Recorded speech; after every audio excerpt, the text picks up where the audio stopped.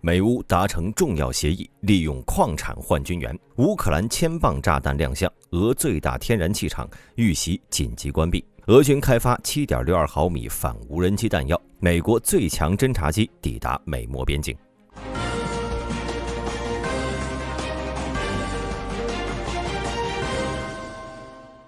2025年2月3号，美国总统特朗普在椭圆形办公室提出了一项争议性的协议，拟以乌克兰提供稀土资源为条件，换取美国对乌军事和经济援助的延续。这一提议将战略资源和地缘政治捆绑，引发国际社会对供应链安全和冲突利益的激烈辩论。稀土元素涵盖了17种关键矿物，是制造芯片、导弹制导系统以及风力涡轮机的核心材料。美国国防部数据显示，其80%的稀土是依赖进口。特朗普政府试图通过乌克兰未开发的矿藏，尤其是敌特等军用级重稀土，降低对进口的依赖，同时为援乌资金寻求投资回报。这言论也符合大众对特朗普富豪人设的印象。乌克兰境内已经探明的稀土储量达到220万吨，主要分布于顿巴斯地区和扎波罗热州，但是40%的矿区处于俄乌交火地带。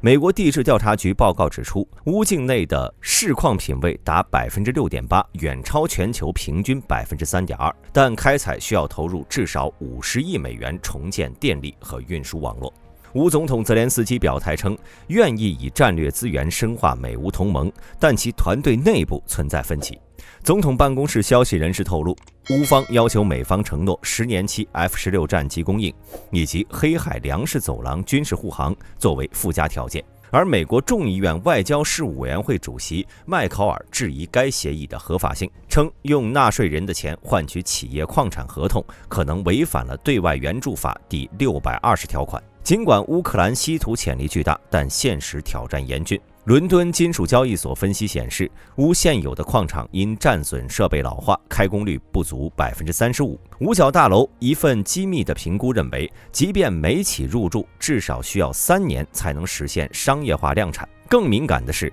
顿巴斯的稀土带与俄军控制的克里米亚天然气管道仅相距120公里，极容易成为军事打击目标。目前，美国国务院已经派遣能源特使霍克斯坦与乌方磋商矿产换装甲车的细则，而洛克希德马丁、通用原子等军火商正游说国会将稀土采购纳入国防生产法优先清单。这场跨越了资源、军备和地缘的博弈，将重塑黑海地区的冲突逻辑和全球供应链权力格局。目前网民对该事件褒贬不一，有人认为泽连斯基这是变卖国家资产、丧权辱国，但也有人认为，如果彻底失去了美国支援，乌克兰早晚会被俄罗斯吞并，与其便宜了俄罗斯，不如卖给美国以换取保护。更重要的是，能试图把俄乌事务中脱身的特朗普新政府拉回局内。对此，各位有什么看法？欢迎在评论区留言讨论。2025年2月5号，乌军方发布的一段作战录像显示，一架苏27战机在东部战线成功投掷了2枚1000磅级的 GDAM-1R 增程制导炸弹。这是该型号武器从23年500磅版本投入使用后的重大升级。这次行动不仅证实了西方对乌军援的深化，更暴露出美国军工体系为适配苏联遗产战机所做出的技术突破。据波音公司内部文件显示，这次使用的疑似 GBU-63 型炸弹是基于 MK83 航空炸弹改造的，配备可以展开的滑翔翼与抗干扰双模导引头，射程较前代提升至72公里，为兼容苏27的武器挂架。美乌的工程师开发出了集成 MAU-12 弹射架和嵌入式 GPS 天线的复合适配器，通过模拟苏制信号协议实现制导数据链的无缝衔接。这种跨代嫁接技术使乌空军能在不改造战机航电系统的前提下，将北约标准的精确弹药投入实战。澳大利亚国防部近期的解密文件证实，该国在24年4月向乌克兰移交的退役的 FA-18 机队配备的 GDAM-1R 库存。而美国则通过国防生产法特别条款，授权波音对现有的 MK63 快速打击水雷改装套件进行战场的适应性调整。值得关注的是，乌军现役的米格29战机已配备了归巢式 GPS 对抗干扰系统，可以在俄军电子战环境下维持70%以上的命中率。军事分析人士指出，1000磅级的 GDAMER 的爆炸当量足以摧毁地下6米深的加固工事，其战术价值在近期哈尔科夫反攻中得到了验证。乌军利用该武器连续瘫痪了俄军3个师级指挥所，迫使对方后撤了23公里。俄国防部虽未正面回应，但已加速部署自研的 FAB-1500滑翔炸弹，并加强对乌前线机场伊斯坎德尔导弹的打击频次。这次武器升级凸显了冲突双方的技术竞赛进入了新阶段。五角大楼的匿名官员透露，美国正测试射程达150公里的 GDAMER 改进型，计划通过外置燃料舱和折叠涡喷发动机的组合，实现对克里米亚半岛俄海军基地的覆盖。而乌克兰军工联合体则着手了逆向工程 GDAMER 套件，试图在2026年前实现本土化生产。随着北约标准武器和苏联时代战机的融合日趋成熟，这场跨越代际的军事实验正在重塑现代空袭战术的边界。2025年2月3号，俄罗斯阿斯特拉罕天然气加工厂因乌克兰无人机袭击发生了火灾，导致关键生产设备受损，预计将停产数月。这次袭击是乌克兰对俄能源基础设施的最新一次打击，凸显了冲突双方在纵深目标上的博弈升级。据路透社报道，2月2号到3号的夜间，乌克兰武装部队使用无人机对阿斯特拉罕天然气加工厂的稳定凝稀油处理装置 U1.731 发动了攻击，引发火灾。该装置年处理能力达到300万吨，是工厂的核心设施之一。消息人士透露，初步评估显示，维修工作至少需要3个月，工厂最早可能于2025年7月才能恢复全面生产。阿斯特拉罕天然气加工厂是俄罗斯最大的天然气化工综合体之一，位于阿斯特拉罕气凝稀油田，距离乌克兰东部边界约635公里。从1985年投入运营以来，工厂经历了多次扩建，目前拥有约5600名员工，是当地最大的雇主之一。2022年，该厂处理了100亿立方米天然气和341.8万吨不稳定的气凝稀油。其停产呢，预计将对地区经济造成显著的负面影响。这次袭击呢，并非孤立事件。2月2号到3号夜间，乌克兰无人机还对伏尔加格勒地区的卢克石油炼油厂发动了攻击，导致火灾。卢克石油伏尔加炼油厂是俄罗斯10大炼油企业之一，为俄罗斯南部及独联体国家提供燃料和润滑油。此外，2024年7月，阿斯特拉罕地区的一个导弹靶场也曾遭到无人机袭击，造成设备受损。分析人士指出，乌克兰对俄能源设施的持续打击，旨在削弱俄罗斯的经济支柱和战争潜力。阿斯特拉罕天然气加工厂的停产可能导致俄罗斯天然气凝稀油出口量下降，进一步加剧国际能源市场的波动。与此同时，俄罗斯正在加强其能源设施的防空能力，部署包括铠甲 S1 防空系统和电子战设备，以应对日益频繁的无人机威胁。这次袭击事件再次凸显了无人机在现代战争中的战略价值。乌克兰通过低成本、高灵活性的无人机战术，成功对俄纵深目标实施精确打击，而俄罗斯则面临了保护关键基础设施的巨大挑战。随着冲突升级，能源设施的攻防战或将成为影响战局走向的关键因素之一。视频制作不易，大兵跪求各位观众点赞、评论支持，你们的关注是我做视频的最大动力。接下来我们再来看看俄罗斯方面的消息。乌克兰的无人机一直都是俄军士兵头顶的噩梦。2025年2月4号，俄罗斯宣布研发了一种 7.62 毫米口径弹药，以应对日益严峻的无人机威胁。根据一家频道电视节目的片段显示，俄罗斯私人企业已经开始生产专门用于突击步枪的 7.62 乘39毫米口径弹药。这些弹药呢，甚至采用了 3D 打印技术生产。视频中指出，俄罗斯不仅使用传统的弹壳，还经过特别的改装的活弹药，通过拆除原有子弹，将特制的弹头装入弹壳中，从而增强打击效果。俄罗斯的宣传媒体表示，这种新型弹药可以有效提高击落敌方无人机的几率，并且在进攻中减少风险，使进攻部队能够继续前进。这种新型弹药是对传统猎枪弹药的一种替代方案，相较于猎枪子弹使用的弹丸较小，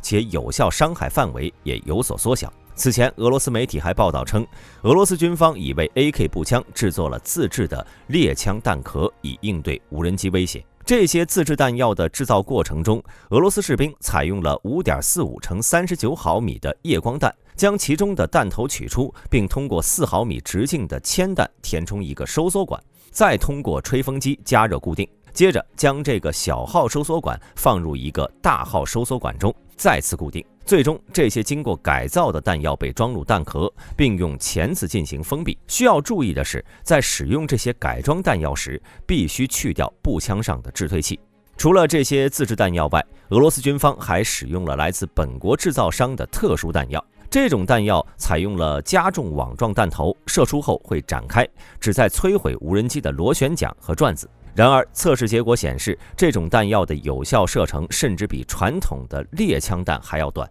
该网状弹头会沿着轨迹展开，在距离射手约30米的地方达到最佳展开效果，相当考验射手对于时机的把控。其实战呢是否具有意义，还有待进一步验证。2025年2月4号，美空军的一架 RC-135V 铆接侦察机在墨西哥湾执行了为期2天的特殊任务。其飞行轨迹罕见地覆盖了加利福尼亚湾及毗邻墨西哥的非法药物卡尔特活跃海域。这一行动正值特朗普政府内部讨论是否对墨西哥的走私非法药物集团采取直接军事打击之际，引发了国际社会对美墨边境军事化升级的猜测。根据公开的航空追踪数据，这架隶属于第55联队的侦察机在2月3号从内布拉斯加州奥夫特空军基地起飞，沿美国西海岸南下，经过加利福尼亚州圣迭戈后转向东南，贴近墨西哥巴哈半岛太平洋侧的海岸飞行，最终进入墨西哥湾水域。任务期间，飞机在新纳罗亚州外海进行了多次折返侦察，该地区被认为是新纳罗亚卡尔特海上非法药物运输的核心走廊。RC-135V 配备了 AN/ALQ-110信号情报系统和 Mk3 电子支援措施套件，可以截获800公里范围内的无线电、雷达及卫星通信信号，并通过 Link16 数据链实现战场实时信息共享。机上搭载的23名专业人员中，除了飞行员外，还包含了密码语言学家、电子战军官以及移动通信网络分析专家，能通过元数据关联构建目标群体的行为指纹，精准地识别非法走私药物集团的指挥节点和物流网络。这次任务的技术细节呢，透露出美军战术升级。RC-135首次被观测到启用 AN/USD-9V 地面移动目标指示模块，该装置通常是用于追踪阿富汗山区的塔利班车队。此番部署或为破解卡特尔使用的加密卫星电话提供技术支持。军事分析人士指出，新纳罗亚卡特尔近年来采用半潜式潜艇和加装了 GPS 干扰器的快艇运输非法药物。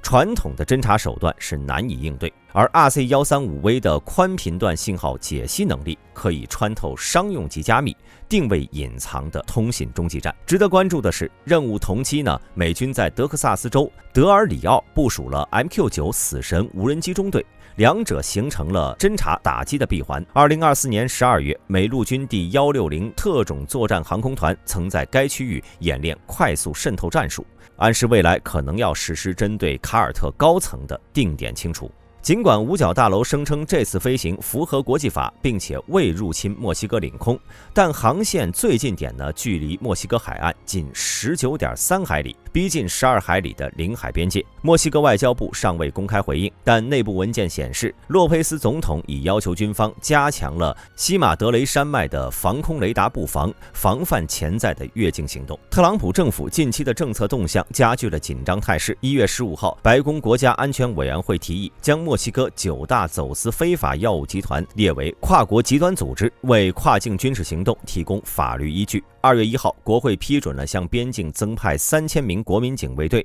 并授权使用反无人机微波武器。这次 RC-135的部署被视为以情报先行铺路的战略试探。美军的侦察机在墨西哥湾的活动已达到冷战以来的峰值。2024年全年仅记录到2次类似任务，而2025年首月已经执行了4次。这与1980年代美国在哥伦比亚可卡因战争期间的情报行动形成了呼应。当时的 RC-135系列机曾协助定位麦德林集团的可卡因实验室。这次事件恐加剧美墨关系的复杂化。墨西哥国立自治大学安全研究中心警告，如果美军持续深化情报渗透，可能迫使卡特尔改变行动模式，转而利用民用基础设施，比如渔业雷达站进行反侦察，进一步增强执法难度。与此同时，美国南方司令部已将铆接侦察机的部署频率提升到每周3架次，覆盖范围扩展至了委内瑞拉马拉开波湖石油运输通道，预示拉美地区的情报战将进入新阶段。好了，本期视频到此结束，欢迎各位在评论区留言讨论。我是大兵，我们下期再见。